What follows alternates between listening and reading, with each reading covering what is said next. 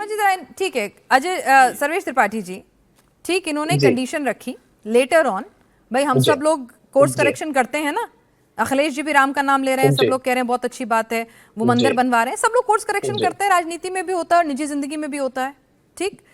अब भाई बीजेपी को लगा कि ऐसे महिला आरक्षण बिल जो है वो लटक जाएगा, लंबा लटक जाएगा। हम्म, इनकी नीयत साफ थी, इन्होंने कहा हम्म, नहीं भाई हमें कोई दिक्कत हम्म, नहीं है, हम अपनी उसको कोर्स करेक्शन कर लेते हैं, हम चाहते हैं कि महिलाओं को रिजर्वेशन जो है वो जल्द से जल्द 2029 के इलेक्शन में मिल जाए।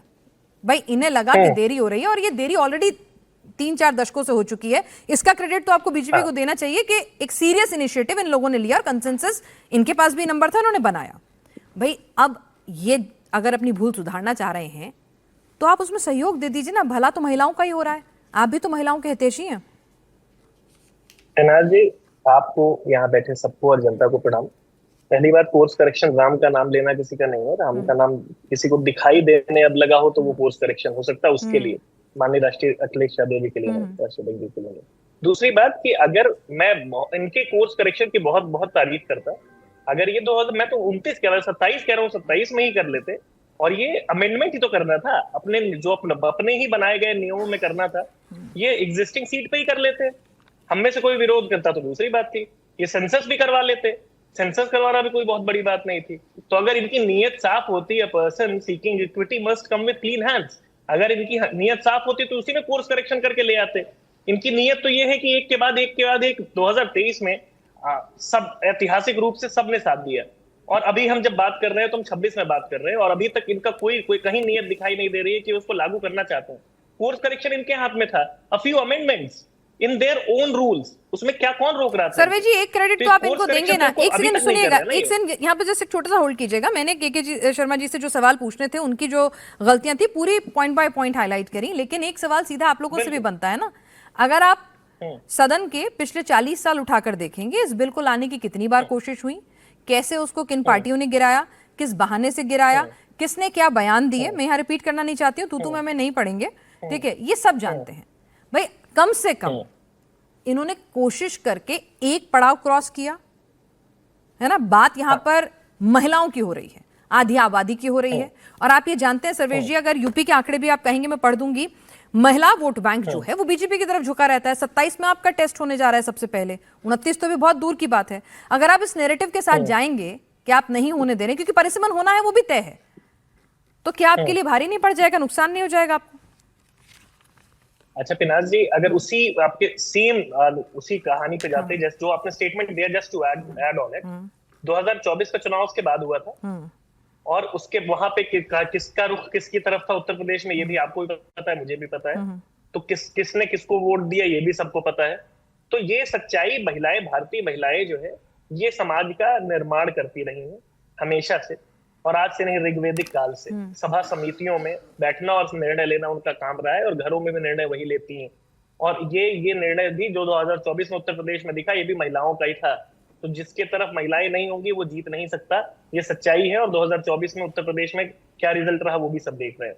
तो क्रेडिट सबको 2023 में दिया जाना चाहिए कि सबने मिल के वो बिल पास किया, और वो बिल नहीं लागू हो पा रहा है, उसमें एक और पेच जोड़ते जा रही है भाजपा लगातार। ये भाजपा को क्रेडिट मिलना चाहिए कि वो डॉक्ट्रिन ऑफ कोवर्चर का सिद्धांत नहीं सर, वो तो देखिए सर, देखिए इनसे गलती हुई, इन्होंने एक असेसमेंट किया कि भाई ये रखा, वो अगर कोई अपनी एरर को सुधारना चाहता है कि भाई मुझे लग रहा है कि मैं नहीं पास करा पाऊंगा, मैं नहीं जनगणना पूरी कर पाऊंगा और इससे बिल 2034 तक लटक जाएगा, तो भाई फिलहाल प्राइमा फेसिया इनकी नीयत साफ दिख रही है ना कि भाई देना तो है। तो आप लोग भी इस बात से राजी है ना सर? आप भी तो सर, आप भी पता है सर्वेश जी, आपको भी मालूम है कि एग्जिस्टिंग सीट पर देंगे तो क्या स्थितियां बनेंगी, क्या हालात बनेंगे, आप भी जानते हैं, राजनीति आप भी करते हैं, राजनीति को बखूबी समझते हैं। बता दें कि एग्जिस्टिंग सीट पर देने में क्या दिक्कत है, मुझे बताइए, या फिर यही बता दें राज्यसभा की सीटों का जिक्र क्यों नहीं कर रहे हैं, उसमें क्या दिक्कत है इनको? ठीक है, के शर्मा जी से ही पूछ लीजिए, बता दें। के शर्मा जी, बेसिक सी चीज है ना, ये बता दें। नहीं, स्वाभाविक सर, अच्छा प्रश्न है इनका। मैं यही तो पूछ रहा हूं, क्या परिसीमन होना निश्चित है या नहीं इनकी नजरों में? परिसीमन होना निश्चित है या नहीं पिनाजी? मैं कह रहा हूं राज्यसभा क्यों नहीं है उस बिल में? आपने बैरिकेड लगाया 50 साल का, 76 में आपने ब्लॉक किया उसको, सवाल 26 वो में नहीं वो है। ब्लॉकेज खुल अपर हाउस गया। अपर हाउस क्यों नहीं है उसमें? 26 के राज्यसभा बाद की 29 सीटों के में चुनाव नहीं के है। पहले पहले परिसीमन होना है। एक मिनट शांति रखो भैया, बीच में आप नहीं, बीच में नहीं, मैं एक बीच में सवाल नहीं पूछ था। रहा हूँ सर आपसे। मैं ये कह रहा आपकी हूं बड़ी कि इज्जत करता हूं, मैं 24 में सवाल ये पूछ पारित रहा हूं हुआ, आपसे। पारित होने के बाद चुनाव हो गया, चुनाव के बाद जनगणना भी होना है और जनगणना की प्रक्रिया प्रारंभ हो चुकी है, प्रथम चरण चल भी रहा है, साथ में परिसीमन 29 के लोकसभा चुनाव से पहले पहले होना ही है, सीटें उसमें बढ़नी ही बढ़नी है।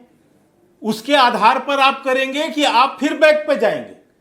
राज्यसभा में सीटें कौन सी बढ़ाएंगे कि नीति नहीं होगी? बढ़ाएंगे ये बताइए, है बिल में? और ये मैं राज्यसभा में पूछना सीटें चाहता हूं, बढ़ेंगी कि नहीं किसकी आप बढ़ेंगी? गणना सुना रहे हो यार? 2024 में मोदी जी तीसरी बार प्रधानमंत्री बने। ये महिलाओं का रुझान अरे मत बिल बताओ। पास हरियाणा होने के का बाद चुनाव उत्तर उसके बाद प्रदेश हुआ, में, उत्तर प्रदेश की बात कर बिहार रहा का हूं मैं। चुनाव उसके बाद हुआ, 2024 लगातार उत्तर प्रदेश हारे की बात कर रहा हो। हूं मैं।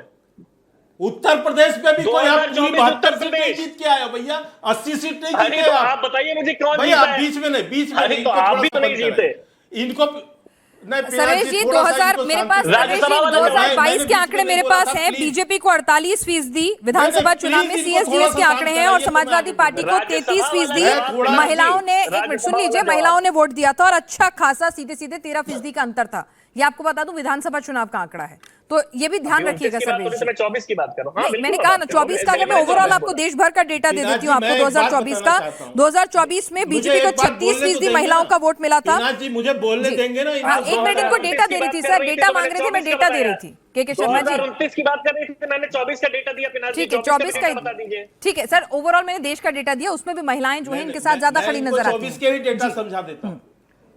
हाँ, समझाइए।